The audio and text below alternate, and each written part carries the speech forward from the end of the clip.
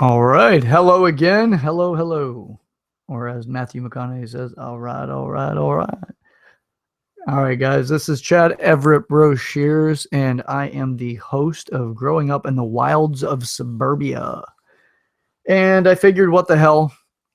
After the last week that I've had, I figured I'd do a video or an episode on political correctness and the permanency that people put on others from whatever experiences they have or impressions they get. So, what the hell? Let's dive right on in. Okay, so first off, the political correctness side of things. I am by no means an advocate for this concept of political correctness. I think it's one of the fastest ways that we can actually suppress another person over their views, opinions, their experiences. Actually, what it is it disconnects us to other people because we have this kind of it's like this law that we abide by. And when other people don't abide by that law, we seem to ostracize them, or we file them into a lesser category than ourselves. And I'm an advocate for absolute full-blown self-expression. I mean, obviously there's got to be a responsibility value to it. Understand if you're going to cause another person harm, then what kind of consequences can that bring about? Don't function off of total concept of consequences for your actions necessarily, but there are a good deal of things that most people don't express. So let me finish the thought about being responsible about our actions. I've lived my life with this position. So as a child and through my adolescence, I was so driven to be liked that I thought I could nice people to death. I really thought I could everybody would like me if I just niced them really well. Being nice to them, to not interfere with certain things, just be nice to people. And I spent a lot of time with this idea that people are just going to like me because I'm a nice guy. And then I had a couple of situations where, one in particular, I was sitting at a table with somebody and I couldn't nice them into liking me. It was really kind of cool at the same time. Now, in retrospect, I look back, it's kind of cool. But at the time, it was really uncomfortable. I did everything I could to just accommodate the person that I was with, and they didn't like me. And it hurt. I mean, it really sucked. So I spent a lot of time trying to nice my way into relationships. Whatever kind of relationship, friendships, business, it doesn't matter. I just figured that nicing my way would have been the most ideal direction. But my curiosity doesn't stop with why I did that as much as it is the entire mechanics behind it. There's this reason behind the reason, right? I could tell you the reason why I did it was because I wanted people to like me. But there was another reason that's deeper than that, and that is to be fully accepted, or to be accepted at a higher degree in more circles, more situations. And so I functioned that way for a long time, and it just confused the hell out of me. And it was aggravating. It actually brought me to the point of being really angry, almost hostile angry, whenever I would nice somebody and they wouldn't like me. So anyway, from that, I understood, I've learned, and I've kind of developed myself into the position now where I favor full-blown self-expression. If you don't like me, please tell me. I'm absolutely okay with being told that. Now, it may hurt initially, and I might react initially in some way to find out that you don't like me, but then there's also what comes after that, which is the realization, the rationalization of the why. Why might you not like me? Does it have to do with me? Does it have to do with maybe I look like somebody that's done something in the past? Maybe I did something that you have had somebody in your past that what I did reminded you of that person that you don't care too much for because of the past experience. There's actually a lot of ways to look at this. I'm not saying these are the only methods. I mean, there's a lot of different influences that make us feel a certain way. Earlier I thought about going down to this little Irish area because it's St. Paddy's weekend, right? And I thought about going down to this little Irish area, and my mind immediately went to one of the people I went with the last time I was there. And I recalled that visit and what we got to do and like, the conversations that took place and all of that. And I'm like, you know what? I haven't talked to her in a while. I wonder how she's doing. There was an imprint that was created by a particular experience. That one in particular was, I had an imprint made from going down to this little Irish area where, you can go and, it's people are celebrating like crazy. So, and I happen to think about that little area due to the time of year. And first she came into mind. So then there's other positions, right? There's other things like sitting down at the table reminds me of that person, and my mind gets polarized to that particular direction. But you know what? The beautiful thing about it is full-blown self-expression came out of that experience that I had at the table with this gentleman. Like, he was expressing himself. I was too, but to a different degree. My expression was authentic, but not 100% authentic. It was authentic in me wanting that person to like me, and I was doing the behaviors necessary for that person to like me. But as in 100% authentic, that would have actually been something more along the lines of, give me just a moment. My wonderful little puppy has just decided she was going to greet my roommate. We'll give her a moment to come back in before I close the door.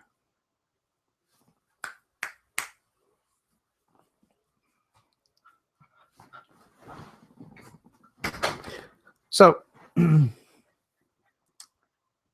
there is definitely degrees of which somebody behaves authentically and inauthentically.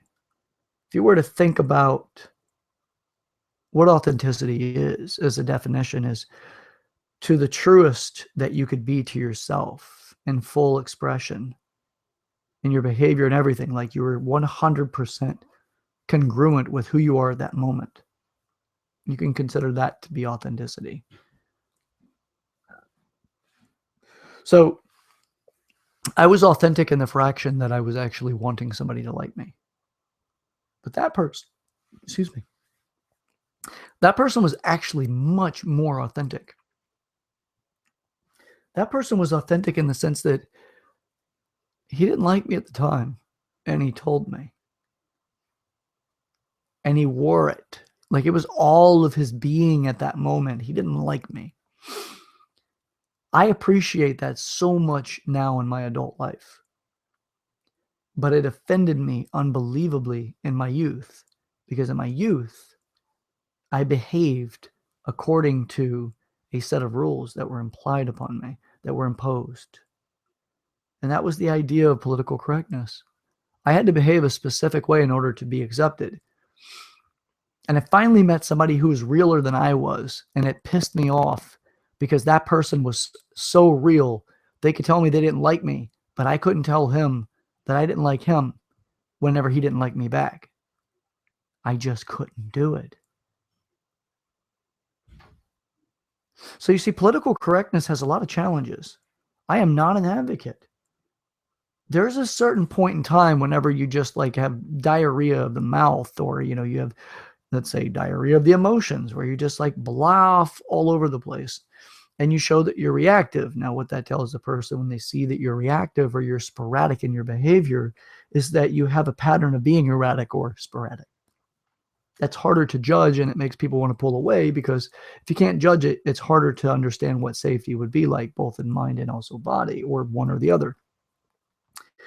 So I am not a fan. I'd rather you tell me you don't like me. I would rather tell you I don't like you. Perhaps we could resolve something once you know that. But if I go around nicing you and smiling but gritting my teeth, or thinking to myself, something about what you did or said at some point in time upset me, and I am unwilling to share that because I feel like it would be socially unacceptable. Perhaps if I share it, maybe I would be considered to be something less than what people accept me to be at the moment. So I went through a lot. And at this point, please, by all means, share. It gives me something I can work with. So this leads into the second part of the video, which is the permanency of actions. And it's not just solely based in actions. It could be in statements, words, all the rest of this stuff. We have a habit of making something we experience about another person part of their character or their permanent record. So if you meet somebody and maybe they're having a bad day and they actually show or tell you they're having a bad day, you see this for celebrities all the time. Part of the conditioning of being a celebrity, in my opinion, is actually conditioning themselves to suppress themselves. Because if they're having a bad day, they run into one of their fans, and the fan is a complete douchebag, or the fan is whatever way the fan wants to be. There's a profile built for that celebrity, whether it's an authentically true profile or if it is just simply the character portrayed as that person because of what their publisher or their PR person or whatever has chosen that would be the best personal character to maximize their position, to make them the most money. This is one of the reasons why a lot of celebrities don't admit whether they're gay or straight. They would rather the mystery be there. But say you meet this celebrity, and the celebrity's having a bad day, and they actually express it. The next thing you know, that person's sharing their story, and then their potential characters at risk, and their career could be affected to some degree based off the simplicity that somebody perceived them a certain way. Public figures go through this all the time, not just celebrities. It could be a politician, a government official, or something along those lines. Hell, I've even had it happen in my job because I am a public figure in my company. But it does leave people with this fabricated idea of a way you're supposed to behave. And then they label you in such a way because of that behavior. Now think about how you've done this to other people. You know that you've met somebody, maybe it's a cashier at the grocery store, and you walk in and you say, oh, shit, I don't want to go through that person's line again. Or, ooh, he or she's working. I know the line's a little bit longer, but you know what? I'll wait. Last time I interacted with him, it was pretty pleasant, or her, pretty pleasant.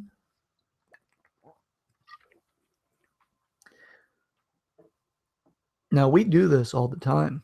I've done it. I catch myself doing it still to this day. I don't go up to them and tell them I was doing it. By all means, I actually keep it to myself, but I do break the pattern as soon as I see it show up or I recognize that it's showing up. Because everybody has the right of which I wish to live in myself, which is simple.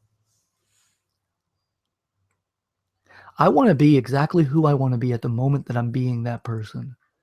If I'm having a bad day, you know what? You might actually have the ability to pull me out of my bad day.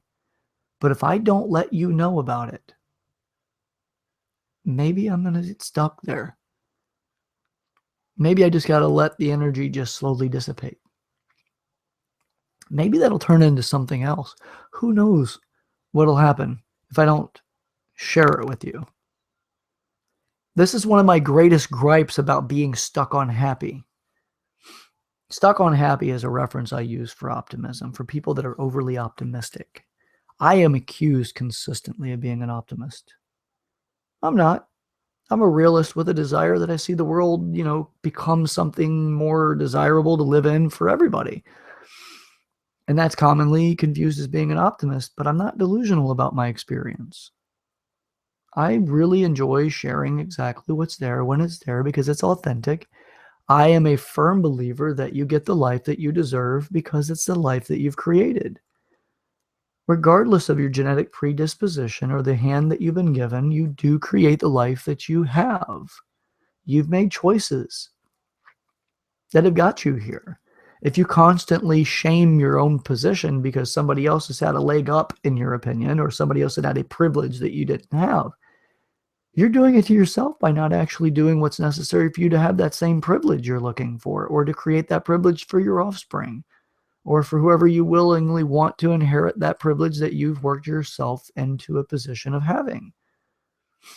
So many people are so immediately sighted, they can't see beyond. So the permanency of all of this is You meet somebody, they say something, you take a position, whether it's offended or you like it, and then you have an expectation that person continues to behave in such a way. That person may have been having a day where they weren't focusing completely on what they were saying because they were distracted and overwhelmed by the day's requirements or their week or month or year or whatever. That person might have lost somebody very dear to them recently, whether it's in their life or in their emotional position. They might have actually had a great life change that just happened. They might be overly excited because the day is going the way they want it to, and they happen to interact with you, and then you think that that person's going to behave that way more frequently. And then when they don't, you hold it against them. You're being a dick. Just as much as I've been one, so frequently. Yeah. But you see, the difference is that when I recognize it, I stop. That person doesn't deserve to be boxed in to have this profile built around them, that's the way they'll behave the rest of their life. Now, there is a particular point in time whenever somebody's actions are in such a way that it's kind of the unforgivable action. And only unforgivable in the sense that you don't want to allow that particular possibility of a reoccurrence so close to you that it affects your resources that you depend on for surviving, whether that's surviving in your current mental state that you cherish, or if it's surviving in the physical state due to finances or harm to your physical body and life force. So there's a permanency that we attach to everybody. But I can tell you right now, whenever somebody else does it to you, I guarantee you it makes you more uncomfortable than whenever you do it to somebody else. You go around doing it all the time. We do it all the time. I do it all the time. And when I find it, I stop it. But it's a vigilant act. It's not like I wake up and I take 3 steps and the rest of the day I'm actually free from it. It's something that kind of sneaks up on me like an assassin in the night. But when I feel somebody else do it to me, where they tell me, you know what, I don't really know if I like you or not, that aggravates me. Now, it's not like the significantly horrible aggravation. I don't permanently assign aggravation to them. But at the moment, it aggravates me in the sense that, you know what?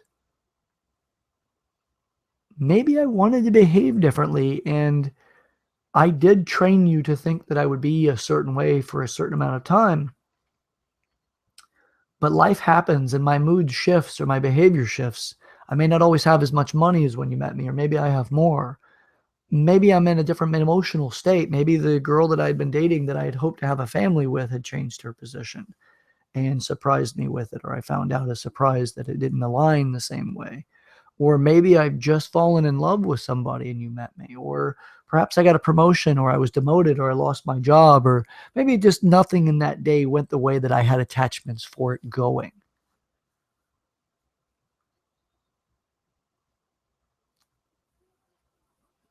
Sucks whenever it feels like somebody actually makes you or punishes you or rewards you over a certain position. I even try to get to the point where I acknowledge where somebody's rewarding me over a certain behavior in me. Get back to the point where I realize that that's actually them being programmed, as they're kind of programming me for a way that they're supposed to behave towards me or accustomed to how they think I should behave. It's like really unveiling what responsible is. Now, to touch on political correctness and adding in the permanency of behaviors is whenever you succumb or willingly accept that there's a certain way to behave according to a social position. Perhaps you're not supposed to say a certain thing, otherwise people might shun you. Then there's a set of rules that you understand to abide by so that you're not looked at in more of a negative light than you'd want to be. Then inside of that, you force your own position outwardly into behaving in an organized fashion that is considered to be more acceptable. This is not uncommon. I've done it myself. Who wants to be an outcast to their society? No one wants to be ostracized. But you see that most of the people that are the greatest to be acknowledged are the ones that stand out, and the ones that stand out are the ones that go against the tide, the ones that actually do things that other people appreciate, or that, there's so many different people that actually fall into this category. It's the Brad Pitts and Angelina Jolies, it's the Charles Buzinskis, it's the, Noam Chomsky's, it's the Christopher Hitchens, it's the Chad Broshears, it's the people that are willing to actually just stand up for their own position, for what they feel is a reality or what isn't, that they wish to abide by, or what they actually want other people to experience of them. Not necessarily experience of them in such a way they conform to the position, but if they like it, by all means, join us. But it means that hopefully you will ignite your own position and reference and behave in your own way, that maybe I'll grow by you fully expressing yourself. Or maybe not. It's just a thought.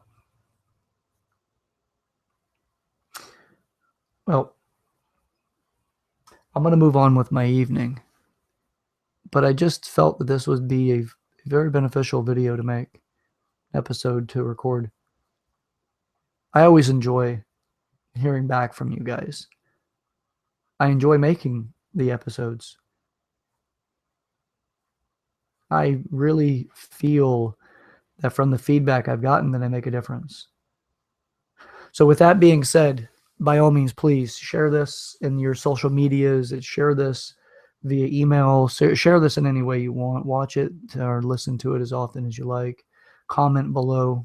I've always looked forward to hearing back from you guys. So with that, this is Chad Everett Broshears. I'm the creator and the host of Growing Up in the Wilds of Suburbia, and I'm looking forward to hearing back from you guys. If you like what you're hearing with this, then please subscribe.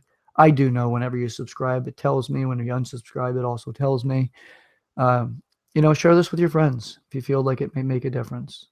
There's going to be people out there that you may not necessarily be struggling in such a way right now, but there could be one of your friends or family or somebody out there that's struggling with these types of conversations that this could actually help.